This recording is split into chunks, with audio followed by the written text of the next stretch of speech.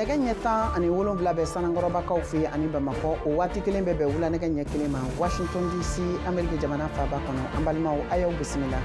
bi tarata juillet kalo tile 2 san 2024 kunnafoniw lakanabaw bɛna tali kɛ ninnu de kan. Lakanabaliya bi sɔn Bayangara mara la jamana cɛmancɛ fan fɛ kunun su cɛ marifatigiw taara bi Jibonbomo dugudennin kan kilomɛtiri 20 de bɛ ani Bayangara dugu cɛ mɔgɔ 20 ani kɔ de fagara ni dangarili senfɛ. Mali sanfɛ kiritigɛsoba ye u ka jalatigɛli kiritigɛw daminɛ kunun tɛnɛ juillet kalo tile fɔlɔ san 2024 ko gafe 50 de b'u bolo minnu kiritigɛw baaraw ka yan ka daminɛ mɔgɔ 100 kɔ olu de ɲangilen don. Burkina Faso kunnafonidila Achana Serge Oulon n'a wulikura jamana finitigiw fɛ kalo tɛmɛlen sugandira jamana kɔnɔ ka kɛ kunnafonidilaba ye min ye jɔnjɔn sɔrɔ a ka baaraw hukumu kɔnɔ. The presidency is the most powerful office in the world. Ameriki jamanatigi Joe Biden ye jalatigɛliw kɛ min bɛ tali kɛ u ka sanfɛ kiritigɛsoba Cour suprême ka hakilinaw tali ma min bɛ tali kɛ jamanatigi kɔrɔ Donald Trump ka kiriko kun kan. You also face moments where you need the wisdom to respect the limits. Ka tɛmɛ ni Malikura kunnafoniw ye an bɛ taa jamana cɛmancɛ fanfɛla la Bayangara mara la lakanabaliya o ɲɔɲalen do ye kunun tɛnɛ sufɛ fan fɛ jɛkulu maramafɛntigiw taara bin u ka dugudennin dɔ kan min bɛ wele ko Jigibonbo ni a filɛ nin ye kilomɛtiri 20 o de bɛ ani Bayangara yɛrɛ dugu cɛ mɔgɔ 20 ɲɔgɔn olu de ni bɔnɛna ka fara u ka bolofɛnw caman tiɲɛni kan. VOA Bamara ka kunnafoni lasela Tijani Wedrago ka bɔ Bayangara ale ye sɛgɛsɛgɛliw kɛ ka kunnafoni minnu sɔrɔ an k'o lamɛn. Duguden dɔw ka seereya la n'an ye mun sɔrɔ ka bɔ Jigibonbo dugu kɔnɔna na u y'a yira k'a fɔ ko farinya tigilamaw olu kun kɛn bɛ ka tilan kulu 2 ye kulu fɔlɔ olu ni donsow kɔni karila ɲɔgɔn na ka waati jan bɔ kulu 2nan olu ka sɔrɔ ka don dugu kɔnɔ ni ka dankari kɛ maa n'u bololafɛnw bɛɛ lajɛlen ma. U ka seereyaw kɔnɔna na u y'a yira hali sisan k'a fɔ ko waati min na farinya tigilamaw bɛ jigin dugu kɔnɔ o y'a sɔrɔ kɔɲɔ kun bɛ wa maa caman de kun bɛ nin yɔrɔ kofɔlen in na. Dangarewalew kɔfɛ a yirala k'a fɔ ko tiɲɛniw barika kɔni bonyana bɔlɔlɔ sanfɛ ani duguden dɔw ka seereyaw kɔnɔna na u y'a yira k'a fɔ ko maa 20 bɔɲɔgɔnko olu de bɔnɛna u nin na. A yirala fana k'a fɔ ko nin waati in na maa caman de bɛ kunnafoniya jɔnjɔn ma se ka sɔrɔ u kan. Jigibonbo ni Bayangara tɛ tɛmɛ kilomɛtiri 20 bɔɲɔgɔnko bɔ a bɛ waati jan bɔ kulu marifatigiw bɛ dankari kɛ k'a ɲɛsin yen duguden caman ma minnu kɛn bɛ sababu ye ka maa caman bɔnɛ u nin na. Dɔw yɛrɛ wulila ka bɔ u ka duguw la ni ka taa Bayangara farinya tigilamɔgɔw ɲɛsiranya kama. Kunnafoniya kɔni bɔlen ka bin bi tarata sɔgɔma i k'a dɔn k'a fɔ Mali finitigilakaw ale ni Bayangara marakɔfɔ ɲɛmɔgɔw kɔni y'u senfa ne ka se nin yɔrɔ in na walasa ka taa tiɲɛni o jate minɛ. Lakanabaliya hali sisan bɛ to Bayangara marabolo kɔnɔna na dugudennin mun n'an b'a wele ko Sorokanda Bankasi mara kɔnɔna na kunungo kulu marifatigiw dɔw nana ka dankari kɛ k'a ɲɛsin yen dugudenw dɔw ma minnu yɛrɛ kɛn bɛ sababu ye ka maa 2 bɔnɛ u nin na. Hakilina jiginna Bayangara marabolo kɔnɔna na samiya mana se dangarewalew kɔni bi caya wa laɲini kun ye de ka se ka dankari kɛ maaw ka baaraw la. Tijani Wedrago VOA Bambara tɔgɔ la ka bɔ Bayangara marabolo kɔnɔ. An bɛ taa ni kunnafoniw ye Bamakɔ kunun tɛnɛ juillet kalo tile fɔlɔ san 2024 u ka kiritigɛsoba min bɛ wele ko AC spécial ye a ka san jalatigɛli kiritigɛw baara daminɛ. Kiritigɛ min n'a yirala k'a fɔ ko gafe 50 o de b'u bolo mɔgɔ 100 ani kɔ ɲɔgɔn bɛ yen minnu bɛɛ lajɛlen welelen don bɔgɔ jeninnen kan. Walasa an ka se k'o kunnafoniw sɔrɔ Kayatu Tarawele y'a ka kuma barani tɛnkun Yusuf Sissogo la kunnafoni sɛnsɛnna don ka bɔ Bamakɔ an k'ale ka seereyaw ni hakilinaw lamɛn a kan. An y'a ye a mɛnna maliyɛn caman de sigilen tun don nka nin kiri makɔnɔ sabula o minɛlen don a ka ca ni san 3 ye donc an bɛɛ y'a kanu k'a fɔ n'a ma ɲa ko u minɛna k'a kan ka dɔn k'u minɛ u minɛna min jalaki min talen don ka ɲɛsin u ma u ka se k'o jalaki jaabi donc an bɛ se k'a fɔ nin kiri vraiment a kɛra maliyɛn caman de bolo hɛrɛ ni a kɛra maliyɛn caman bolo ko ɲumanba de ye parce que a bɛ Mali permis ka en tout cas mɔgɔ minnu minɛlen don olu ka se k'u défend u ka se ka min reprochelen don u ka se ka o défend quoi. A fɔra ko yuruku mɔgɔ caman tun minɛna a cadre kɔnɔna na ka da dossier caman kan kiiri bɛ ka sigi olu ka koɲa kan an ye kɔlɔsili kɛ k'a fɔ a mɔgɔ dɔw bɛ yen nɔ u minɛnen b'u bolo ni a san damadɔ ye da kuma se ka don u ka kiiri ko la yala e yɛrɛ bolo kiiri nafa bɛ se ka kɛ mun ye o taabolo ninnu kan mais ni sira minnu filɛ nin par exemple sani da ka se ka don ni kiiri ninnu na yala kɔlɔlɔ b'o o la kiiri so yɛrɛ kan wa ani kiiri so yɛrɛ ka baara kɛcogoyaw kan wa. Tiɲɛ yɛrɛ la an bɛ se k'a fɔ fɔ a bɛ kɛ kosɛbɛba de que n'i y'a jateminɛ an bɛ jamana min kɔnɔ a bɛ fɔ jamana min ma ko état de droit mais état de droit kɔrɔ ye min ye bɛɛ ka hakɛ ka kan ka ladon i ye bɛɛ ka hakɛ ka kan ka k'i ye donc ka mɔgɔw minɛ ka mɛn n'u ye vraiment bɛɛ y'a jateminɛ k'a fɔ ko ɲuman tɛ. A dossier-ba dɔw taara mais a fɔra fɛnɛ k'a fɔ ko dɔw fɛnɛ bɛ yen nɔ k'u y'olu taw bɔ a la tuguni a dun mɔgɔ dɔw sigilen don k'u ka kiiri kɔnɔ bon e yɛrɛ bolo yala o kɔlɔlɔ bɛ se ka kɛ mun ye. c'est vrai justice mɔgɔw ko mɔgɔw k'a faamuya k'a fɔ tuma dɔw la fasodenw bɛ fɛ ka kɛ cogo min a tɛ se ka k'o cogo la fo parce que dossier minnu don dossier girimanw de don mais an bɛ se k'a fɔ kɔni ko nin kɔni tare tare le fait que kiiri in kɔni dayɛlɛ la minnu minɛlen don ka san 3 dɔw ka ca ni san 3 ye donc an b'a ɲini vraiment u ka kiiri ka se ka kɛ wa n'u ka kiiri kɛra n'u ka kan ka bila u bɛ bila n'u ka kan ka jalaki u bɛ jalaki n'u ka kan ka condamner u bɛ condamner donc n bɛ se k'a fɔ a bɛ kɛ sababu ye ka justice mɔgɔw fana ka image embellie dɔɔni parce que an y'a jateminɛ k'a fɔ justice mɔgɔ caman bɛ k'u critiquer mais ni nin kɛra vraiment a bɛ kɛ sababu ye nin fana b'u ka olu fana ka image la ɲan dɔɔni quoi. Fanga bɛ sɔrɔlasi minnu bolo sisan u tun ye layidu di k'a fɔ k'u bɛ yuruguyurugu kɛlɛ président Assimi Goïta a bɔ ko 20 a bɛ a da la ko fo ka yuruguyurugu kɛlɛ k'a ban awa mɔgɔ bɛ se k'a fɔ bi ko layidu kan minnu n'u y'a di a bɛ ka timɛ wa nin y'a timɛ siraw ye wa. N'i y'a jate an bɛ se k'a fɔ effectivement k'a fɔ nin y'o taasira dɔ ye sabula u yɛrɛ de y'a fɔ ko en tout cas yuruguyurugu kɔni u b'o kɛlɛ wa u tɛ en tout cas maa si bɔ maa la ni minnu nɔ minɛna u bɛ kiiri vraiment le fait que u ye nin daminɛ an bɛ se k'a fɔ vraiment nin kɔni ye tare ye parce que honnêtement bɛɛ de sigilen tun bɛ ni nin ye n'a ma ɲa k'aw ye mɔgɔw kɔni minɛ a y'u kiiri pour que u k'a dɔn u ye min kɛ réellement parce que a bɛ fɔ min ma en termes de droit présomption d'innocence bɛ yen jusqu'à ce que fɛnw ka établi donc moi je crois que an bɛ se k'a fɔ nin kɔni y'a o taasira dɔ ye u ye min promet sa fasodenw ye k'u bɛ yuruguyurugu kɛlɛ nin kɔni y'a daminɛ ye donc an b'a ɲini u fɛ u ka continuer u ka justice kɔni k'a ka baara kɛ pour que minnu ye kojugu kɛ minnu reprochelen bɛ minnu la u ka se k'u défend n'u nɔ b'a la u ni ɲɛngili min ka kan u ka da u ka sariya ye min fɔ moi je crois que en tout cas an bɛ se ka min fɔ nin y'o sira ɲuman ye merci. An bɛna ni kunnafoniw ye États-Unis jamana kan yan Amérique jamana ka sanfɛ kiiritigɛsoba Cour suprême ye jalatigɛliw kɛ min bɛ tali kɛ jamanatigi kɔrɔ Donald Trump ale ka kiirikow kun kan u y'a yira o senfɛ k'a fɔ ko jamanatigi kɔrɔ man kan ni ɲangili ye ka sabu kɛ waleya minnu ni baaraw n'olu kɛra a fɛ a ka jamana mara o waati la wa ko min kɛra sababu ye jamanatigi kɔrɔ Donald Trump kiiritigɛ minnu ni olu bilalen don a nɔ la nɔminɛli tɛ se ka kɛ nin waati in na hakililajigila an b'a da tulo kan k'a fɔ Donald Trump kɛlen don k'i kanbɔ ka kɛ républicainw ka cɛbɔ ye jamanatigi sigi kalata la min ka kan ka kɛ novembre kalo natɔ o kama VOA banbara ye a bolo manabɔ Mamadu Ben Jabate ma Philadelphie ale sigilen don ye maliden don a b'an bolo nin waati in na nɛgɛ kan a bɛna ka na an ka ɲininkaliw jaabi Jabate i n'u la. An b'a n'u la. Ayiwa ni hakilina minnu talen filɛ nin ye Amérique ka sanfɛ kiiritigɛsoba fɛ n'o ye Cour suprême ye e hakilina ye mun y'a kan. Bon n'i y'a jateminɛ k'a lajɛ kabi ɲininkali fɔlɔ ninnu bɛ kɛla i bɛ hakilina sɔrɔ dɔɔnin k'a fɔ u bɛ fɛ ka a sira min fɛ quoi parce que olu y'a jira k'a fɔ jamanatigi n'a b'a ka baara la komi jamanatigi taara baara min kama n'a b'o baara la nɔminɛli tɛ se ka k'a nɔfɛ mais ni a bɔra o baara kɔnɔna la a mana ko minnu kɛ u bɛ se k'a nɔminɛ olu kow la donc a tɛ nin kiiri in bɛna to san caman nin kiiri in bɛna na to yen parce que olu de ye kiiritigɛso bɛɛ la sanfɛlaba ye donc n'olu ye kuma min fɔ o kuma de bɛ sigi kan mɛn kosɛbɛ. Ayiwa e hakili la ni jaabi minnu ni u bɔra sanfɛ kiiritigɛsoba fɛ ka nɔminɛli bolo kan walima k'a lajɔ ka bɔ jamanatigi kɔrɔ Donald Trump fan fɛ a koɲɛ bɛna sɔn ka kɛ yɛlɛma jumɛn ye Amérique ka kiiriko yɛrɛ fan fɛ. Bon a ko nin ka gɛlɛn dɔɔnin parce que u ma a perepere latigɛ ka ɲa comme u kan k'a perepere latigɛ cogo min na parce que olu ko a ka baara n'a b'a ka baara kɔnɔna la maintenant n'a b'a ka baara kɔnɔna la jumɛn de y'a ka baara ye jumɛn t'a ka baara ye n'a bɛ fanga la jumɛn y'a ka baara ye jumɛn t'a ka baara ye donc kuma nin bɛna lasegin tuguni ka na kiiritigɛ yɔrɔ la minnu b'u duguma olu de fana bɛ na lajɛ sisan u bɛ ko ni jumɛn ye baara ye jumɛn t'a ka baara ye donc kuma nin ale bi kuma nin ma ɲɛnabɔ kosɛbɛ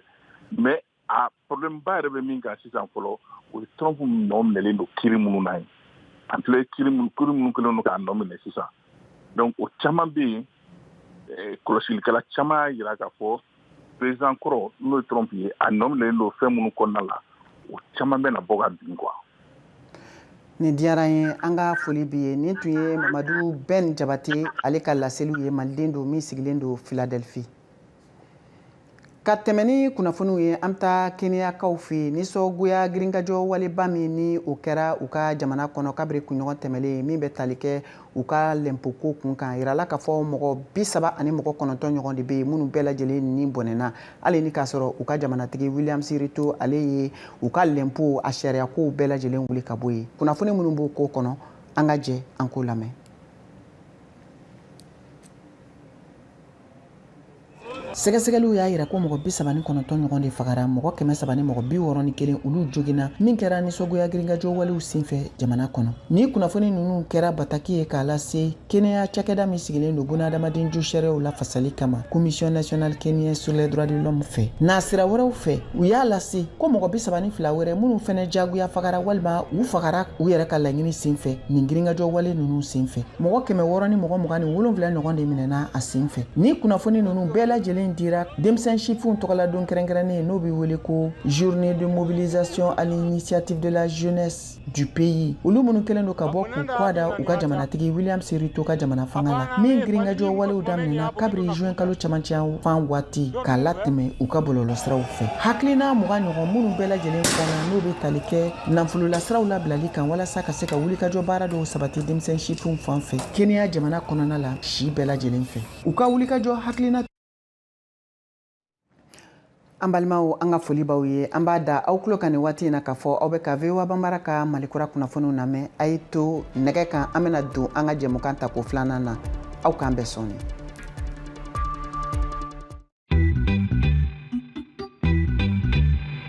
Salut Jenny. Salut Roger. Dans Vous et nous, on parle de sujets qui vous parlent. Dans Vous et nous, Africains et Américains se racontent et se rencontrent. Les dernières tendances mode, mais aussi les gadgets indispensables. Les avancées technologiques, l'entrepreneuriat de jeunes, un pont entre l'Afrique et le nouveau monde pour diffuser nos cultures.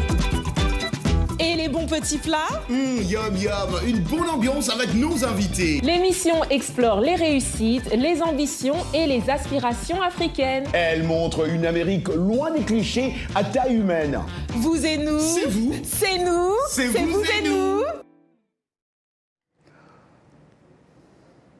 Ka segin ka na aw ma kumaso kɔnɔ ko kura an ka foli b'aw ye aw bɛ ka VOA Banbara ka malikura kunnafoniw lamɛn nin waati in na a ka arajo fiɲɛsiraw ani jabarani so kan kunnafoni bɛ kala se Mariam Traoré fɛ an bɛ taa Burkina Faso jamana kan u ka kunnafoni sɛnsɛnna Acana Serge Olon ni a minɛna jamana finitigiw fɛ kalo tɛmɛlen yirala k'a fɔ k'a sugandira a sabu kɛ a ka baara ɲuman ye jamana kɔnɔna la kunnafoni di nasira fɛ min kɛra jɔnjɔnba dilen ye a ma Kader Traoré VOA Banbara tɔgɔ la ka bɔ Wagadugu ale b'o kunnafoniw lase. Burkina Faso ɲɔgɔndan min labɛnna ka bɔ cikɛda min bɛ yuruguyuruguko ani surafɛndumo kɛlɛ n'an ko RENLAC réseau de lutte anti-corruption ale ɲɔgɔndan nin ɲɛsin no kunnafonidilaw ka baara ma kɛrɛnkɛrɛnya la ka taa sɛgɛsɛgɛliko kan yuruguyurugu ani surafɛndumo senkɔrɔ nin ɲɔgɔndan tako 21 ni ale kuncɛra sibirilon tɛmɛnen kunnafonidila minnu ye tari kɛ nin ɲɔgɔndan nin na olu tun taa se maa ɲɔgɔnna 30 ma Sagado Nakanabo ale ye RENLAC cikɛda ɲɛmaa ye. Nous avons initié le prix de la lutte anticorruption en vue. An yuruku ko kɛlɛ ɲɔgɔndan nin sigi ka sele ka sɛgɛsɛgɛli kibaruya jɛnsɛlaw sankɔrɔta yuruku o kɛlɛ ko min lo a ka gɛlɛn o sabura sɛgɛsɛgɛli kibaruya jɛnsɛn o ye fɛn ye min bɛ se ka kɛlɛ nin dɛmɛ ka taa ɲɛfɛ kosɛbɛ olu kibaruya jɛnsɛlaw olu ani anw min bɛ yuruku kɛlɛ kunna n'an ye baara kɛ ɲɔgɔnmanw ye. Ni sɛgɛsɛgɛli kunnafonidilaw ka ɲɔgɔndan ni o kiiritigɛ ɲɛma o tun ye Abubakar Sanfo ye ale min yɛrɛ kolon no kosɛbɛ Burkina Faso ka jabaraniso baara ka taa a ka baaraw la kunnafoniko kunna ale ye ɲɛfɔli kɛ an ye ka taa olu ka kiiritigɛ kan. Kiiritigɛla ye ko saba de jateminɛ kunnafonidi sariya la olu de ye cɛsiri a kɛcogo ani a kɔnɔna ko n'an ko cɛsiri kunnafonidi baara la o de ye ka jateminɛ kɛ jamanadenw ka baaraw taabolo kan ni sɛgɛsɛgɛli ni kunnafoni bɛ se ka di o kan sariya laban min ye sariyasɛn lakika ye o ɲɛsinnen bɛ kunnafonidila bɛna baara kɛ min kan a ka kan a ka ko jɛlen sɔrɔ o kunnafoni bɔyɔrɔ la. Également et 3 heures en radiodiffusion. Ni ɲɔgɔndan ni jɔnjɔnba o taara di Serge Atana Oulon de ma ni ale ye kunnafonidila ye ka bɔ journal min tɔgɔ ko l'événement kama sɔrɔ ale min yɛrɛ nɔminɛlen don ka bɔ fanga ɲɛmaw fɛ ka taa ni ale ye yɔrɔ min ko ma dɔn fɔlɔ. An bɛ waati min na i n'a fɔ sisan fɛnɛ ale ka kunnafonidi so journal l'événement dan sigira olu ka baara la fo ka taa se kalo 1 ma. Abubakar Sanfo kiiritigɛ ɲɛma ka taa ni ɲɔgɔndan nin na ale ye seereya di anw ma min bɛ se ka ni setigi ni sugandili ɲɛfɔ. Le jury a évalué les œuvres à travers 3 grands critères. Il s'agit de l'effort, la kiiritigɛla ye Atana Oulon ka baara minnu taabolo lajɛ olu de ye a ye kunnafoni saba minnu di a ka kunnafoni sɛbɛn kɔnɔ a fɔlɔ ye ko jatigɛwalekɛlaw kɛlɛli kɛra sɔrdasiw ka jagokun ye n'o bɔra kari événement kunnafoni sɛbɛn kɔnɔ janvier kalo tile 25 san 2023 la a filanan ko faransɛ fanga ka gundo ɲɔgɔn ɲɛba n'a nafolo hakɛ ye miliyari 10 ye o bɔra mai kalo tile 10 na san 2023 la a sabanan n'o ye laban ye ko furancɛ fanga kɛra sɔrdasiw kelen ta ye o kunnafoni bɔra événement kɔnɔ juin kalo tile 10 san 2023 la. Dans l'événement numéro 495 du 10 juin 2023. Atana Serge Oulon ale ka sebaya sɔrɔli kɔni o jara kunnafonidila caman ye hali n'a sɔrɔla olu caman ye u ka dusukun tɔɔrɔ yira ka taa nin kunnafonidila ŋana nin ka nɔminɛni kan olu cɛman nin kunnafonidila muso nin bɛ yen ale min y'a tɔgɔ to dogora. O min wele journalisme d'investigation Burkina fan bɛɛ a ɲɔgɔn tɛ domaine nin kɔnɔ mais a kun tɛ nin kunkɔrɔta sɔrɔli minɛ na. Donc a ka collègue na a ka prix minɛ ale ma kɛ fɛn ɲanama ye kunnafonilaw minnu bɛɛ kun demoni na nusɔn kun man di. Serge Atana Oulon ka jɔnjɔn sɔrɔni kɔfɛ faso kunnafonidilaw bɛɛ ka hakilina ye min ye o ye ko ni sifinlaka nin kɔni ale tun bɛ degun de lasera fanga ɲɛmaw ma ni o tɛ ale ka baara kɔni fiɲɛ foyi tɛ o ra olu ko o bɛ min y'a la o ye ko nin kunnafonidila nin ka se ka labila a kana a jija a ka baara la min ye yuruguyuruguko ani surafɛndumu kɛlɛ ye. Nin tun ye Kade Tarawele kumakan ye ka bɔ Wagadugu Burkina Faso. Mauritanicaw fɛ yen u ka jamanatigisi kalata min n'a kɛra sibiri tɛmɛlen kunnafoniw y'a jira k'a fɔ ko u ka jamanatigi Mohamed Ould Cheikh El Ghazouani de sugandira jamanatigisi kalata tako fɔlɔ in na min y'a jira k'a fɔ ko maa minnu ye kalata ye o hakɛ kɛmɛdonya o ye 56 ani tɔrɔmɔɲɔ 2 ye min kunnafoniw bɛɛ lajɛlen fɛnɛ seereyara u ka kalata koladilan cakɛda fɛ an k'o lamɛn.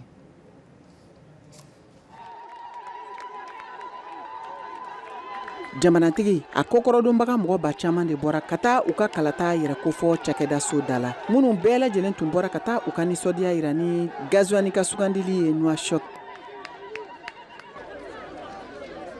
Jaabiw dilen kɔfɛ sibiridon kalata koladilan cakɛda commission électorale nationale indépendante CENI fɛ k'a fɔ k'a ye sebagaya sɔrɔ n t'a dɔn cogo min na n bɛ n ka nisɔndiya yira anw ka jamanatigi ye jamanatigiba de ye an nisɔndiyalenba don nin kɛra jamanaden Bukuma Mohamed min si ye san 56 ye ka laseliw ye kalata jaabiw ka kan ka lakodɔn sariya sunba fɛ n'o ye conseil constitutionnel ye min jaabiw bɛɛ lajɛlen ka kan ka jalatigɛ lɛrɛ 48 kɔnɔ ni jaabiw bɛɛ lajɛlen y'a jira k'a fɔ ko jamanatigi Mohamed Ould Cheikh El Ghazouani ni finitigi don n'a si ye san 67 ye sugandira jamanatigisi kalata tako fɔlɔw la san 2019 a ka sɔrɔ ka jamana mara san 5 o kɔfɛ k'a fɔ k'a sugandira ko kura ni jamanatigisi kalata tako filanan in na farafina kɛ ka yan fan jamana in kan n'o bɛ jati farafina subsahariyɛn jamanaw fɛ n'a ka baara dɔ bɛnnen don ye marabolo fanfɛla minnu bɛ Sahel kɔnɔ ka basigili kun kan yɔrɔ min ni a kɛlen don dangarilikɛyɔrɔba ye jihadijɛkulumaw fɛ ani jɛkulu manamafɛntigiw wa n'a bɛna jati jamanabakuraw fɛ taji yira jamana minnu kan a fadenkɛ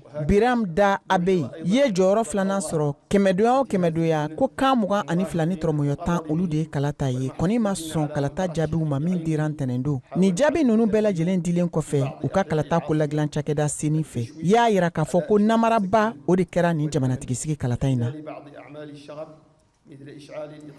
Amta indi jamana kan bi tene sogomada ina sɛgɛsɛgɛliw y'a yira k'a fɔ ko digidigili dɔ senfɛ ko a bɛ ɲini ka se mɔgɔ 100 bɔɲɔgɔnko ma minnu bɛɛ lajɛlen fatura ko waliya in kɛra u ka jamana kɛ ka yan fan fɛ o nɔgɔni fɛ u ka sigida min n'a bɛ wele ko Katras o marabolo ɲɛmɔgɔ y'a lase k'a fɔ ko su minnu kɔntera hakɛ sera mɔgɔ 90 ni mɔgɔ 7 ma min kɛra digidigili senfɛ u ka batokɛ yɔrɔ dɔ la wulikajɔ hakilina sɛgɛsɛgɛli minnu bɛ senna jalatigɛli ko kun kan ko o baaraw olu bɛna to senna maa fatulenw na a fanba bɛɛ lajɛlen o ye musolakaw ye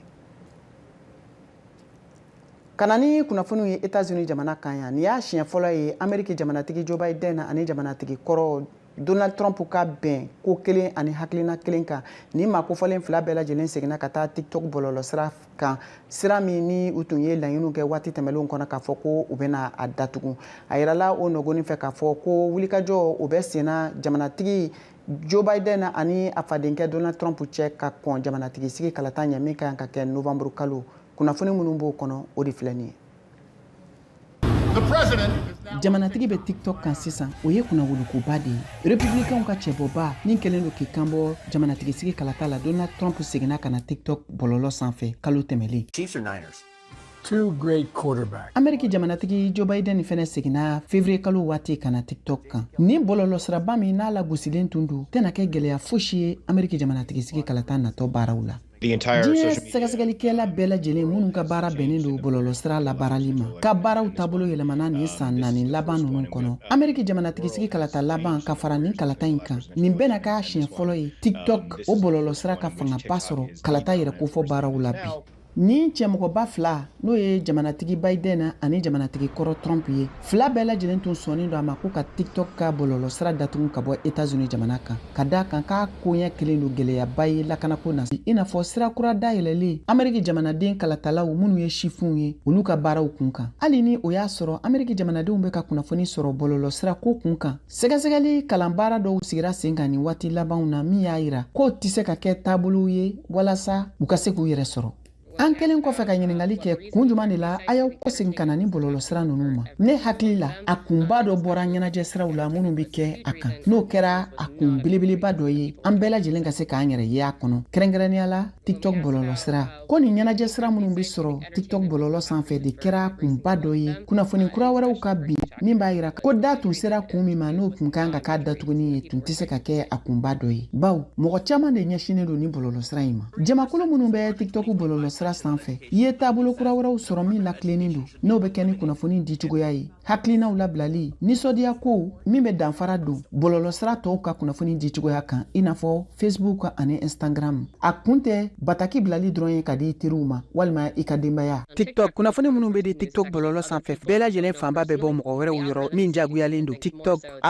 @TikTok newsroom min lakodɔnnen tɛ kɛrɛnkɛrɛnnenya la kunnafoni tɛmɛsiraw min bɛ wele ko algorithme bɛɛ mɔgɔw dɛmɛ de ye minnu bɛ tugu mɔgɔw kɔ bɔlɔlɔ sanfɛ a ka gɛlɛn kosɛbɛ kɔntu kelen pe bɔlɔlɔ kan hali n'o y'a sɔrɔ jamanatigi ka kɔntu de don walima jamanatigi kɔrɔ ka kɔntu de don ka se ka mɔgɔ caman ka hakilinaw lasama ka na u yɛrɛ fanfɛ bawo o la walakatalenba don wa min fɛnɛ bɛ se ka kɛ gɛlɛyaba ye i ka yeli la bɔlɔlɔ sira kan sɛgɛsɛgɛlikɛlaw jago sira fɛ n'olu bɛ wele ko expert en marketing ko k'a nafa ka bon mɔgɔw k'u sinsin fɛn minnu b'i ye jamalamɔgɔ minnu bɛ bɔlɔlɔ kan n'olu bɛ wele ko influenceurs fo kunnafoni ka se ka labila kan caman de la maa yanganbaw bɔlɔlɔ kan n'o ye influenceurs ye fɛnɛ caman de bɛ yen minnu lakodɔnnenba don wa u kɛlen don ka kumaɲɔgɔnya sɔrɔ ni maa wɛrɛw ye minnu tugulen don u ka bɔlɔlɔ kɔ an dalen don olu de la kosɛbɛ ka tɛmɛ politigimɔgɔw kan i kan ka fɛɛrɛ kɛrɛnkɛrɛnnen de ɲini cogo min na i bɛ se k'i ka kunnafoni latɛmɛ a tɛmɛ cogo la ka ɲɛfɔli kɛ cogo min na i bɛ se ka kɛ jamanatigi ɲuman ye sira dɔ fɛ n'o bɛ se ka kɛ sira caman wɛrɛw fɛ ka sɔrɔ i ma maaw la sɔrɔ bɔlɔlɔ sira kan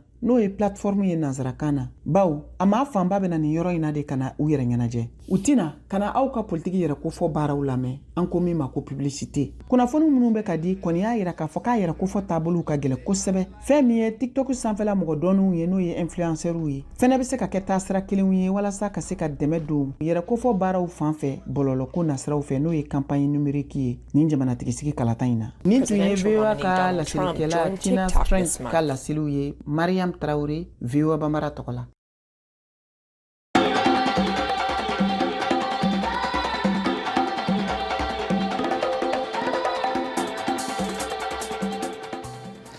ka da nin kan sisan Siyaka Tarawele ka farikolo ɲɛnajɛ kunnafoniw an ka jɛ an k'o lamɛn ɲɔgɔn fɛ. An ka munumunu salo y'an lase Afrika fiti la farikolo ɲɛnajɛkɛyɔrɔ don Bamako Amdalayi ACI la an na degeli karamɔgɔ don masalala a bɛ ɲɛfɔli k'an ye an ka lamɛn. Ne tɔgɔ Lasine Tarawele u bɛ n wele coach le an salle de gym de farikolo ɲɛnajɛkɛyɔrɔ don presque a bɛɛ bɛ kɛ yan nɔ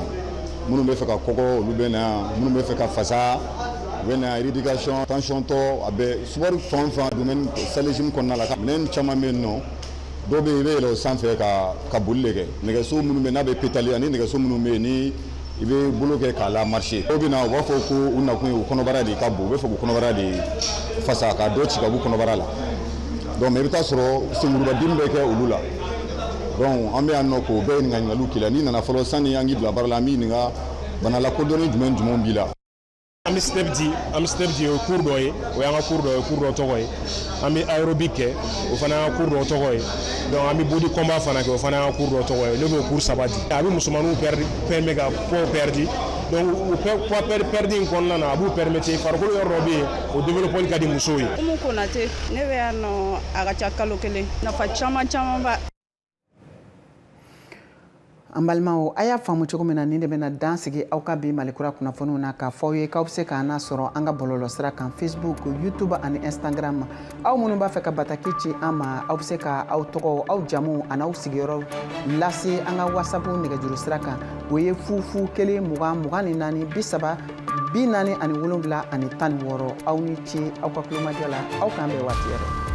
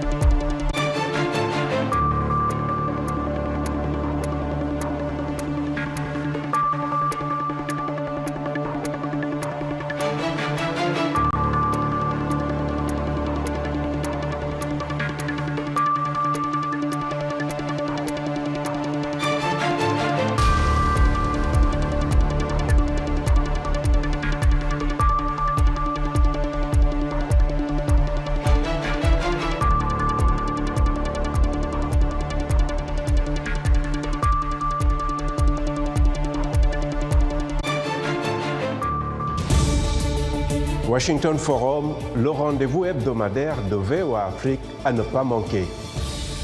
Chaque semaine, nous sommes ensemble pour 30 minutes pour décortiquer les grands sujets qui font l'actualité. Avec nos analystes et nos reporters, nous allons au fond des choses. Politique, économie, société, culture. Nous posons le débat et nos analystes sont là pour apporter l'éclairage. Washington Forum, c'est aussi vous, le public.